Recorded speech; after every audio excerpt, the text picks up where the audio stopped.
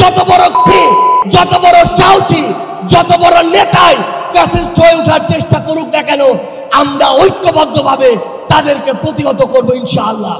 আগামীর বাংলাদেশে কেউ যেন কাউকে ট্যাগিং করে টার্গেট কিলিং এর শিকার না করতে পারে, সে বিষয়ে আমাদের ঐক্যবদ্ধ থাকতে হবে। আমরা সংস্কার বিচারকে সামনে রেখে আমাদের এই লড়াই করছি। আপনারা পিআরের কথা বলেছেন, এই যে পিআর আগামীর বাংলাদেশের সংসদে আমরা যদি আসলেই জনগণের প্রতিনিধিত্ব চাই, তাহলে আগামীতে এই পিআর নিয়ে আমাদের আরো জোরে সোরে ভাবতে হবে। আমরা আপনাদেরকে স্পষ্ট করে আমাদের জাতীয় নাগরিক পার্টি এনসিপির পক্ষ থেকে অঙ্গীকার করি, বাংলাদেশের প্রশ্নে, জনগণের প্রশ্নে আপনারা যদি ঐক্যবদ্ধ থাকেন, আপনাদের সাথে কাঁধে কাঁধ মিলিয়ে 24-এর মতো এনসিপি আবারও আগামীর বাংলাদেশে লড়াই করবে। আমরা যতদিন ঐক্যবদ্ধ থাকবো ততদিন এই বাংলাদেশে আর কোনো হাসিনা মাথা উঁচু করে দাঁড়াতে পারবে না। ইনশাআল্লাহ আপনাদের সাথে আমাদের আবারও দেখা হবে রাজপথের লড়াইয়ে অথবা বিজয়ে।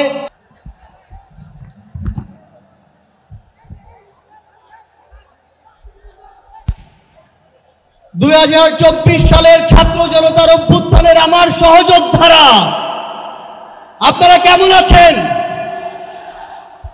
আমার সামনে আজ এই ইসলামী আন্দোলন বাংলাদেশের মহাসমাবেশে যে লক্ষ ছাত্র জনতার উপস্থিতি, তারাই ছিল আমাদের জুলাই অভ্যুত্থানের অন্যতম সহযোদ্ধা। কে কি বলল সেটাতে আপনাদের আমাদের কিছু আসে যায় না।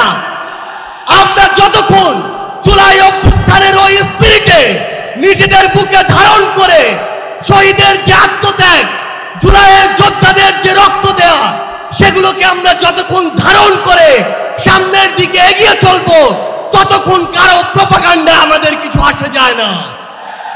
ততক্ষণ ওই বিদেশি এজেন্টদের চক্রান্তে আমাদের কিছু আসে যায় না। আমাদের মনে আছে ওই 3, 4, 5 আগস্টে আমাদের আমির সাহেব, সিনিয়র নায়েবে আমির সাহেব কিভাবে মার্চ টু গণভবনের ঘোষণা দিয়েছিলেন। আমরা স্পষ্ট করে আপনাদেরকে একটা কথা বলি, এই 24 পরবর্তী বাংলাদেশে আমরা যারা অভ্যুত্থানের সহযোদ্ধা ছিলাম, আমরা যদি ঐক্যবদ্ধ থাকি, আগামীর বাংলাদেশে আর কোন ফ্যাসিস্ট কোন নামে কোন ব্যক্তিকে সামনে রেখে, কোন দলকে সামনে রেখে এই বাংলাদেশে দাঁড়াতে পারবে না। এখন জনগণের সামনে আমাদের দৃষ্টান্ত স্থাপন করতে হবে। আমরা আমাদের কাজের মাধ্যমে প্রত্যেকটি ক্ষেত্রে যেন সেই দৃষ্টান্ত স্থাপন করতে পারি। আজকে যখন আমি আসছিলাম, রাস্তার আশেপাশের প্রত্যেকটি মোড়ে আমার ইসলামী আন্দোলন বাংলাদেশের সহযোদ্ধারা ট্রাফিকিং এর কাজ করছে। এটাই হচ্ছে দৃষ্টান্ত যে আমরা কাজ করব, আমাদের রাজনৈতিক সমাবেশ করব, একই সাথে জনগণের যেন দুর্ভোগ না হয় সেটাও আমাদের মাথায় থাকবে। আমরা এর আগেও দেখেছি এই মাঠে প্রোগ্রাম হয়েছে, প্রোগ্রাম শেষ করে মাঠের প্রত্যেকটি ময়লাকে পরিষ্কার করা হয়েছে। এটাই হচ্ছে আগামীর বাংলাদেশের দৃষ্টান্ত যে আমাদের যারা সাময়িক যদি কোনো সমস্যা হয়, আমরা আবার ঐক্যবদ্ধভাবে সেই সমস্যার সমাধান করব।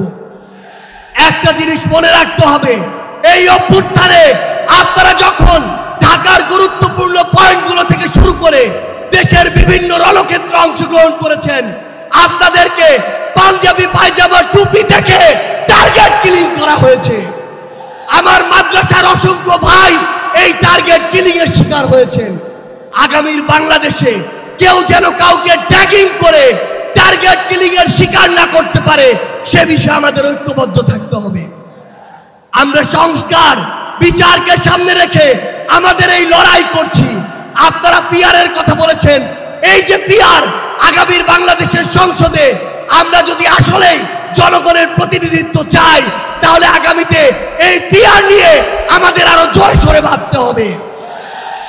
আমরা আপনাদেরকে স্পষ্ট করে আমাদের জাতীয় নাগরিক পার্টি এনসিপির পক্ষ থেকে অঙ্গীকার করি, বাংলাদেশের প্রশ্নে, জনগণের প্রশ্নে আপনারা যদি ঐক্যবদ্ধ থাকেন, আপনাদের সাথে কাঁধে কাঁধ মিলিয়ে 24-এর মতো এনসিপি আবারও আগামীর বাংলাদেশে লড়াই করবে। আমাদের এই বাংলাদেশের 24-এর অভ্যুত্থানের স্পিরিটের প্রশ্নে, ওই খুনিদের বিচারের প্রশ্নে, রাষ্ট্রের সংস্কারের প্রশ্নে আমরা ঐক্যবদ্ধভাবে এগিয়ে যাব।